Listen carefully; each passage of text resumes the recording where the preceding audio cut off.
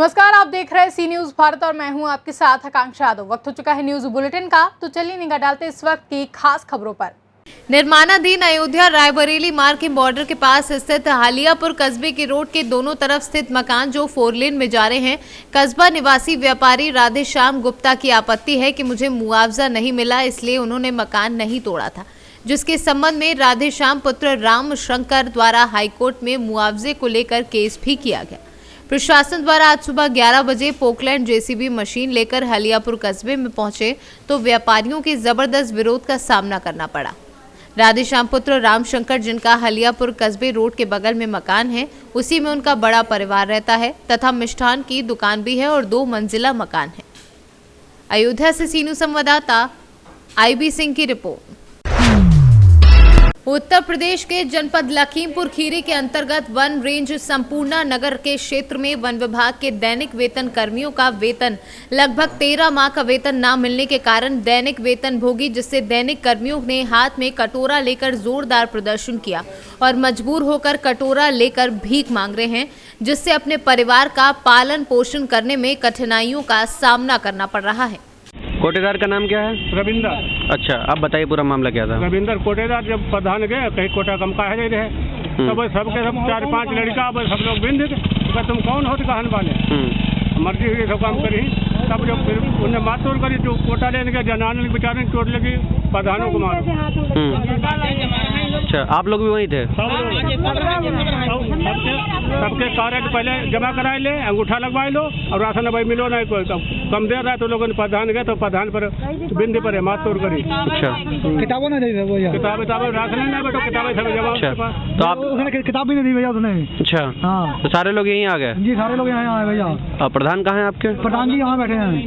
प्रधान ही आए रिपोर्ट करने के लिए, उन्हें हिरासत ले लो। अच्छा, अब कोटेदारों की हिरासत तुम ले लो। अच्छा, तो आप क्या चाहते हैं आप लोग ये बताओ? हम लोग यह चाहते हैं, हम लोगों को कोटा कम नहीं मिलना चाहिए और जो बेफजूल प्रधान लोग जो मारे गए तो फिर हम लोग को बेकार कोटा हटना चाहिए। अच्छा, भैया कितने सालों के कोटा इनके पास? अच्छा, कम से कम 10 साल प्रधान। लखीमपुर से सीनू संवाददाता दिलीप कुमार जायसवाल की रिपोर्ट। रायबरेली में कल सीएम योगी आदित्यनाथ की जनसभा है, जिसकी तैयारियां प्रशासन ने जोरों शोरों पर कर रहा है। सुरक्षा व्यवस्था का जायजा लेने डीएम और एसपी प्रशासनिक अमले के साथ सभा स्थल पर पहुंचे। डीएम वैभव श्रीवास्तव ने बताया कि तैयारियां पूरी हैं। सुरक्षा व्यवस्था, साफ सफाई और कार्यक्रम स्थल में बैठने की व्यवस्था को देखा जा रहा है। यहां पर मुख्यमंत्री करोड़ों की योजनाओं का लोकार्पण करेंगे, साथ ही जनता को संबोधित करेंगे। मंत्री जी का प्रोग्राम है सर, क्या पूरा प्रोग्राम है? जो माननीय मुख्यमंत्री का जो प्रस्तावित कार्यक्रम है उसका मिनट आना भी शेष है, लेकिन ये कन्फर्म है कि माननीय मुख्यमंत्री का कल यहाँ पे दौरा रहेगा, तो लोकार्पण और शिलान्यास का जो कार्यक्रम है और जो सुरक्षा की तैयारियां हैं वो मैं कप्तान मिलकर उसको देखना है। तो क्या क्या लोकार्पण? यहाँ पर 850 करोड़ के लगभग की परियोजनाएं हैं, जिनका लोकार्पण और शिलान्यास माननीय मुख्यमंत्री के द्वारा किया जाएगा। तैयारियाँ सब अभी तैयारियाँ चल रही है, लेकिन पूरे आज शाम तक हमारी पूरी तैयारियाँ पूरी हो जाएगी। कितने लोगों के आने की माहौल है? ग्राउंड तो काफ़ी बड़ा है, जितने ज़्यादा से ज़्यादा लोग होंगे जैसा उनका माननीय मुख्यमंत्री जी को पसंद है, जितने लोग आएंगे कि जो कोरोना के प्रोटोकॉल का पालन करते हैं कराएंगे। रायबरेली से सीनू संवाददाता इंद्रेश कुमार की report. Sultanpur all India Majlis-e-Ittehadul Muslimeen द्वारा मंगलवार को 190 विधानसभा लंबुआ में चुनावी रैली निकाली गई। ये रैली AIMIM के लंबुआ विधानसभा सीट के प्रभारी प्रत्याशी सैयद इस्लाम अली उर्फ लल्लल भाई के नेतृत्व में निकाली गई, जिसमें बड़ी संख्या में जोश के साथ AIMIM के समर्थक शामिल रहे। रैली में शामिल लोगों ने पार्टी के समर्थन में नारे लगाए और डीजे पर बज रहे AIMIM समर्थित गीतों पर जमकर झूमे। ये रैली लंबुआ के मदनपुर से प्रारंभ होकर लंबुआ, कोथरा और चांदा कस्बे के साथ तातो मुरैनी गांव भी पहुंची, जहां एक जनसभा का भी आयोजन किया गया। जनसभा को संबोधित करते हुए सैयद इस्लाम अली ने कहा कि हम बिना किसी भेदभाव के हिंदू, मुस्लिम, सिख और ईसाई सभी को साथ लेकर चलेंगे और क्षेत्र के विकास के लिए हमेशा तत्पर रहेंगे। इस अवसर पर जिला अध्यक्ष सरफराज खान, अकरम बेग, जिला महासचिव इरफान, जिला सचिव सरताज फारूकी, जिला सचिव मंगली प्रसाद कन्नौजिया, जिला सचिव भूपेंद्र धुरिया, विधानसभा अध्यक्ष रईस व वसीम इदरीसी समेत बड़ी संख्या में AIMIM के पदाधिकारी व कार्यकर्ता और समर्थक मौजूद रहे। पार्टी का है हमारे 190 विधानसभा के प्रभारी प्रत्याशी श्री इस्लाम साहब हैं। ये तो शुरुआत है पहचान कराने की। अभी देखिए आगे आगे क्या होता है इंशाअल्लाह। तो आज ये रैली आप कहाँ से कहाँ तक ले जाएंगे? ये मदनपुर से तातो मुरैनी, रूट हमारा लम्बुआ चांदा वाया कोठरा होते हुए तातो मुरैनी तक का है। आपका चुनाव जो लड़ने का वो है उद्देश्य, मोटो क्या है? किस विषय पे आप चुनाव लड़े हैं? तमाम विषय हैं, पब्लिक देख रही है। पिछली जो गवर्नमेंटें थी वो क्या कर रही हैं। सर्विस किसी के पास नहीं है, किसी के पास रोजगार नहीं है। माननीय प्रधानमंत्री जी ने हमारे पकौड़ा का एक रोजगार भी दिया था, वो भी पकौड़ा गायब हो गया है मंडी से। हम लोगों का संघर्ष है, शुरुआत है हम लोगों की। इंशाअल्लाह बेहतर करेंगे। तमाम पार्टियों से अगर हम आते हैं सत्ता में तो हम बेहतर करेंगे इंशाअल्लाह। रोजगार के तमाम तरह स्कूल में चले जाइए आप, अंत्योदय जो राशन वगैरह बंटता रहा उसमें आप देख लीजिए। हर तरह से भ्रष्टाचार है, हर जगह जो है लूटो खसोटो मचा हुआ है। एक बार पब्लिक मुझको मौका दे, इंशाअल्लाह इतिहास बदल देंगे। जिस तरीके से युवा आपके साथ उमड़ के आ रही है, किसी वर्ग किसी धर्म जात का युवा हो आपके साथ, इस पे क्या कहना चाहते हैं? देखिए, क्योंकि हमारी पार्टी का जो सदर है उसका उर्दू नाम है, तो जो दिगर पार्टियां हैं जो हमारे वोटों से खेलते रहे हैं उनके पेट में मरोड़ हो रहा है। वही हमको हिंदू मुस्लिम बी सी डी ये सब करते रहते हैं। अदरवाइज मेरा मोटो बिल्कुल साफ है, मेरे पार्टी का एजेंडा बिल्कुल साफ है। हर दबे कुचले के लिए, हर ज़रूरतमंद के लिए, हर नाइंसाफ जिनके साथ नाइंसाफ़ी हो रही है उनके लिए, हम उनके लिए हैं। ये पार्टी उन सब की है। जिस तरीके से ठंड का मौसम है और युवा आपके साथ कंधे से कंधा मिला के चल रहे हैं, इसके लिए आप क्या कहना चाहते हैं? उसके लिए तो मैं खुद उदाहरण हूँ, मेरा प्रदेश अध्यक्ष उदाहरण है। 75 जिलों में मेरा प्रदेश अध्यक्ष रात दिन एक कर रहा है, तो क्या एक जिले में मैं भी तो रात दिन एक कर रहा हूँ अपनी टीम के साथ। मेरी 5 विधानसभाएं मुकम्मल हैं, मेरे 5 6 महासचिव सब मुकम्मल हैं, सब मेरे साथ कदम ताल हैं। मेरे प्रदेश के तमाम नेता मेरे साथ हैं, तो जाहिर सी बात है पब्लिक होगी ही मेरे साथ। इत्तेहाद देख रही है पब्लिक ना। कार्यक्रम के माध्यम से संदेश देना चाहते हैं कि आज से सन 90 से हम इसमें जुड़े हैं पार्टी में। इस पार्टी में नहीं, दूसरे पार्टी में जुड़े हैं। मैं बसपा में जुड़ा था, बसपा का अध्यक्ष था। मैं कोशिश यहाँ किया। आज देख लीजिए अस्पतालों की हालत है। आप थाने में चले जाइए, वहाँ पे कर लिए दिए कोई काम किसी का नहीं हो रहा है। आप तहसील में चले जाइए, भी अगर लिए दिए काम नहीं हो रहा है। हम त्रस्त थे, हम परेशान थे।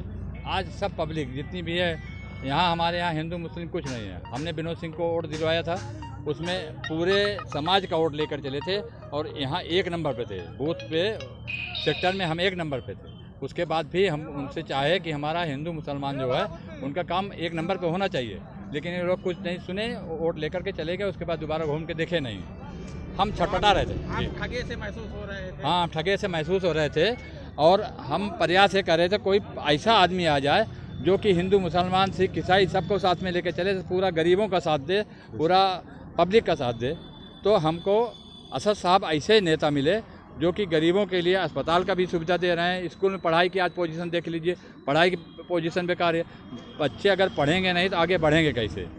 इसी सिलसिले में अगर ये सब है तो ये जन समाज को आज के दिन हम पहली रैली कर रहे हैं कि समाज में ये संदेशा जाए। हमारे जो हिंदू मुस्लिम जो बिरादरी हैं सब हमारे साथ हैं, आज भी हमारे साथ हैं। हमारे प्रधान जी भी हैं हमारे साथ हैं, मतलब पूरा कौम हमारे साथ है। और हम ये चाहते हैं कि इस सिस्टम को अगर हम आते हैं तो इस सिस्टम को, इसी सिस्टम पे मैं काम करूंगा। जितने भी गरीब आदमी हैं, जितने भी परेशान आदमी हैं, विकास पे काम करेंगे कि जिस तरह ये आज चल रहा है? विकास, जब बच्चे अच्छा पढ़ेंगे, उनकी दवा अच्छी होगी, सब चीज़ अच्छा होगा तो विकास अपने आप बढ़ता चला जाएगा। हमारे नज़र में जितने भी हैं सब एक समान है। सुल्तानपुर से सीनू संवाददाता वाजिद हुसैन की रिपोर्ट। लोहिया वानी समाजवादी पार्टी के जिलाध्यक्ष अजीत यादव पप्पी ने भारतीय जनता पार्टी पर गंभीर आरोप लगाया। उन्होंने कहा कि सरकार किसानों के लिए बहुत से दावे करती है, किंतु सभी दावे खोखले नजर आ रहे हैं। जमीनी स्तर पर कोई भी विकास कार्य दिखाई नहीं दे रहा है। आज भी किसान खाद के लिए सुरियावा सहकारी समिति में घंटों लाइन में लगे रहे। सुबह 5 बजे से लाइन लगानी पड़ रही है, किंतु हालात ये है कि समिति से खाली हाथ लौटना पड़ रहा है। भदोही से सीनू संवाददाता नितेश उपाध्याय की रिपोर्ट। बालूमाथ कृषि विज्ञान केंद्र व Baroda aerospace private limited Chennai के द्वारा कोमर गांव में पहुंचकर किसानों को संयुक्त रूप से 1 दिवसीय प्रशिक्षण दिया गया। मिली जानकारी के अनुसार किसानों को प्रशिक्षण में बताया गया कि ड्रोन मशीनों से सरसों की फसल में लाही की रोकथाम के लिए कीटनाशक छिड़काव कैसे करना है। वहीं किसानों को ये भी बताया गया कि 1 एकड़ फसल में ड्रोन के द्वारा दवा का छिड़काव मात्र 10 से 15 मिनट में किया जा सकता है। इस ड्रोन की क्षमता 2 किलोमीटर दूरी तथा 120 मीटर की ऊंचाई तक होती है। किसान कम अवधि में अधिक से अधिक क्षेत्रों में दवा का छिड़काव कर सकते हैं और नई तकनीकी को अपनाकर किसान कम समय में अपनी आय को दोगुनी कर सकते हैं। झारखंड से सीनू संवाददाता मोहम्मद अरबाज की रिपोर्ट। चतरा के टंडवा स्थित कोयलांचल में आतंक का पर्याय बन चुके जेपीसी उग्रवादी संगठन के विरुद्ध टंडवा थाना पुलिस ने बड़ी कार्यवाही की है। एसपी राकेश रंजन को मिली गुप्त सूचना के आधार पर के टंडवा थाना पुलिस ने केरेडारी थाना क्षेत्र से जेपीसी उग्रवादी संगठन के एक अपराध कर्मी को हथियार के साथ गिरफ्तार किया है। गिरफ्तार अपराध कर्मी केरेडारी थाना क्षेत्र के पचड़ा गाँव का रहने वाला है। पुलिस ने गिरफ्तार अपराध कर्मी के पास से एक पिस्टल समेत लेवी मांगने की घटना में प्रयुक्त एक मोबाइल फोन बरामद किया है। गिरफ्तार अपराध कर्मी ने कोयला व्यवसायी केशु साहब से 1 लाख रुपए लेवी की मांग की थी, जिसको लेकर कोल व्यवसायी से लेवी का रकम पहुंचाने के लिए लगातार फोन पर धमकी दी जा रही थी। से जुड़े केशव साहब जो कबरा के रहने वाले हैं, उनसे जेपीसी के नाम पर कुछ दिनों पहले काफ़ी लेवी की मांग की जा रही थी, जिस संबंध में उनके द्वारा 2/11 को शिकायत किए जाने पर तो टंडवा थाना में प्राथमिकी अंकित किया गया था और दो उससे संबंधित अपराध कर्मियों को गिरफ्तार कर भेजा गया था। और बचे कुछ अपराध कर्मियों का नाम संलिप्तता की बात इस कांड में आई थी, जिसके लिए लगातार पुलिस छापामारी कर रही थी। इसी क्रम में केरेडारी थाना अंतर्गत राजेश बाग करके एक अपराध कर्मी की गिरफ्तारी हथियार के साथ की गई। चूँकि उसकी गिरफ्तारी हथियार के साथ हुई थी, इसलिए 2 दिन पहले उसे अलग आर्म्स एक्ट का केस कर केरेडारी थाना से अग्रसारित कर दिया गया है, जो भी इस कांड में संलिप्त थे। एक अन्य अभियुक्त जिनका नाम बसंत कुमार और बिना साव है, इनकी गिरफ्तारी कल दिनांक 29 को की गई है, जिनके पास से उक्त मोबाइल की बरामदगी हुई है, जिससे लगातार करीब काफ़ी दिनों पहले से उस नंबर से केशव साहब से लेवी एवं रंगदारी स्वरूप अन्य कामों के लेवी की मांग की है। झारखंड से सीनू संवाददाता लकी की रिपोर्ट। चतरा पुलिस ने साइबर ठगों के विरुद्ध कड़ी कार्यवाही की है। एसपी को मिली गुप्त सूचना के आधार पर टंडवा थाना पुलिस ने रांची के डुमरगा इलाके से 3 साइबर अपराधियों को गिरफ्तार किया है। गिरफ्तार साइबर अपराधियों ने टंडवा थाना क्षेत्र के मिश्रौल निवासी अमन कुमार गुप्ता नामक युवक को infolinkfin.in.com नामक कंपनी से लोन दिलाने के नाम पर 1,20,000 रुपए की ठगी कर ली थी, जिसको लेकर टंडवा थाने में दिए गए आवेदन के आधार पर पुलिस ने रांची से गिरफ्तार किया है। गिरफ्तार सभी अपराधी बिहार के नालंदा जिले के रहने वाले हैं। इस दौरान पुलिस ने गिरफ्तार साइबर अपराधियों के पास से ठगी में प्रयुक्त 2 लैपटॉप, 7 मोबाइल फोन, विभिन्न बैंकों के 2 पासबुक व 12 एटीएम कार्ड समेत एक चेकबुक व एक काले रंग का स्कॉर्पियो वाहन बरामद किया है। रॉल के अमन कुमार गुप्ता को कुछ एक अननोन कॉल आया था, जिसमें एक इंफोलिंक फाइनेंस in.com फाइनेंस कंपनी के नाम पर इनसे संपर्क किया गया और था लोन के लिए इन्हें झांसे में लिया गया कि लोन इन्हें स्वीकृत कर दिया जाएगा और इसी सिलसिले में इन्हें झांसे में लेकर धीरे धीरे रजिस्ट्रेशन के नाम पर, इंश्योरेंस के नाम पर और अन्य कागजात या कार्रवाई के नाम पर धीरे धीरे कर कुल 1,20,363 रुपया की ठगी कर ली गई। ये 22 दिसंबर से 27 दिसंबर के बीच इतने रकम की इनसे ठगी की गई। बाद में इनके द्वारा 22, 27, 28 की रात्रि में थाना पर आके लिखित आवेदन दिया गया तथा बताया गया कि इन्हें साइबर अपराध कर्मियों द्वारा ठगी की गई है। तब प्राथमिकी अंकित करते हुए वरीय पदाधिकारी को सूचित कर और इसमें संबंधित टीम का गठन किया गया और यहाँ से पुलिस टीम रांची भेजी गई जिसका अपराध कर्मियों का जहाँ लोकेशन और जहाँ होने की सूचना मिल रही थी। बाद में इस संबंध में 3 अपराध कर्मियों को गिरफ्तार किया गया है। इनमें अन्य लोग भी संलिप्त है, लेकिन जो भागने में सफल रहे हैं और इन लोगों के पास से काफ़ी मात्रा में ATM, मोबाइल, अन्य पासबुक, लैपटॉप तथा एक स्कॉर्पियो गाड़ी भी बरामद की गई है। सभी ने अपना अपराध स्वीकार किया है। इन लोगों का मुख्यतः एक गैंग बनाकर रखा था जो अलग अलग फ़ोन कर अलग अलग फ़ोन धारकों से संपर्क करते थे और उसे लोन का प्रलोभन देकर धीरे धीरे कन्विंस करते हुए उसे पैसे की एठी करते थे और ये लोग आपस में इसका बंटवारा कर लेते थे। झारखंड से सीनू संवाददाता लकी की रिपोर्ट। लहरपुर में नई शिक्षा नीति 2020 के अंतर्गत फाउंडेशनल लिटरेसी एंड न्यूमरेसी के तहत ब्लॉक संसाधन केंद्र लहरपुर में चल रहे प्राथमिक विद्यालय के सभी शिक्षक और शिक्षा मित्रों का 4 दिवसीय प्रशिक्षण का प्रथम बैच का आज समापन खंड शिक्षा अधिकारी रणजीत कुमार के उद्बोधन के साथ संपन्न हुआ। प्रशिक्षण का मुख्य उद्देश्य कक्षा 1 व 2 में शिक्षा पा रहे बच्चों को भाषा एवं गणित की बुनियादी शिक्षा में दक्ष करना है। सीतापुर से सीनू संवाददाता रामगोपाल दीक्षित की रिपोर्ट। प्रभात पट्टन के हजरत सुलेमान शाह बाबा की दरगाह पर लगा 1 दिवसीय मेला। 2000 दुकानों के साथ लगभग 50,000 श्रद्धालुओं ने किए बाबा हजरत सुलेमान शाह के दरगाह में दर्शन। ये 1 दिवसीय ये मेला लगता है जिसमें देखने में ये भी आया कि हजारों की संख्या में मेले में भीड़ दिखाई दी। जहां श्रद्धालुओं ने मास्क का उपयोग नहीं किया, जगह जगह पुलिस प्रशासन ने अपनी व्यवस्थाएं संभाली। जी भाई साहब, आपका नाम? मेरा नाम राजकुमार देशमुख है।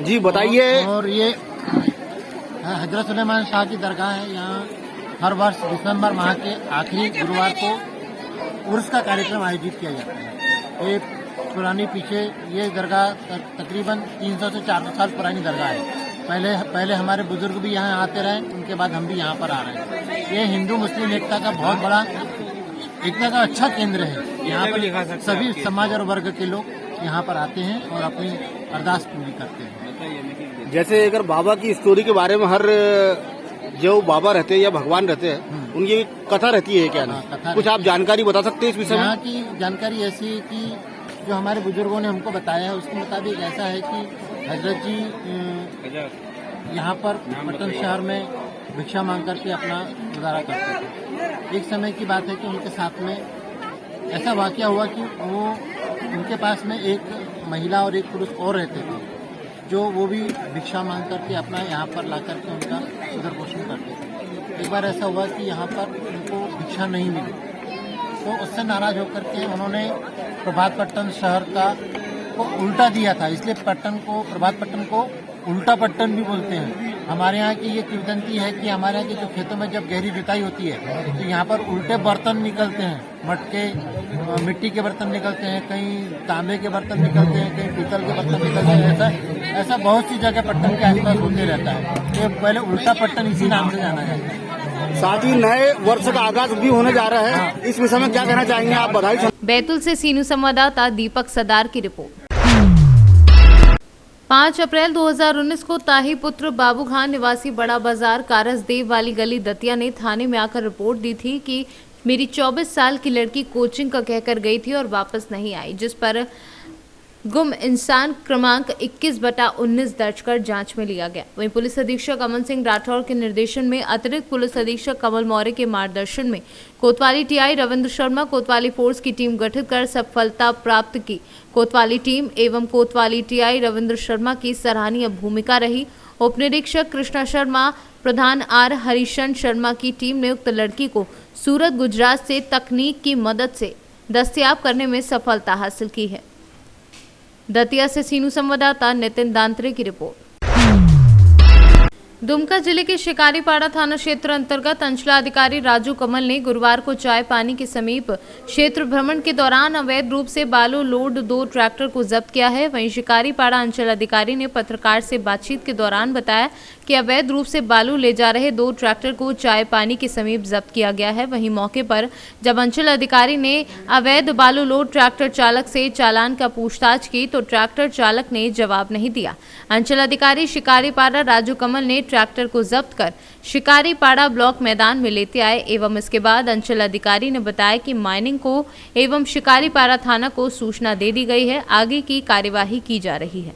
के पास चायपानी जो हमारा मेन रोड है उसके आसपास दो जो है अवैध रूप से बालू परिवहन करते हुए ट्रैक्टर को पकड़ा गया। उन लोगों से चालान की मांग की गई, चालान प्रस्तुत नहीं किया गया और गाड़ी में भी रजिस्ट्रेशन संख्या लिखी हुई नहीं थी। अतः अभी फिलहाल उसको थाना के सुपुर्द किया गया है और जिला खनन ऑफिस और परिवहन ऑफिस दोनों को सूचना दी जाएगी। उसके बाद अग्रतर कार्रवाई इस पर की जाएगी। सर चालक सर जब्त किया गया सर? हाँ, उसमें तो चालक भी साथ में थे। दुमका से सीनू संवाददाता सद्दाम हुसैन की रिपोर्ट। फिलहाल के लिए न्यूज बुलेटिन में बस इतना ही। देश और दुनिया की तमाम बड़ी खबरों के लिए देखते रहें सी न्यूज भारत।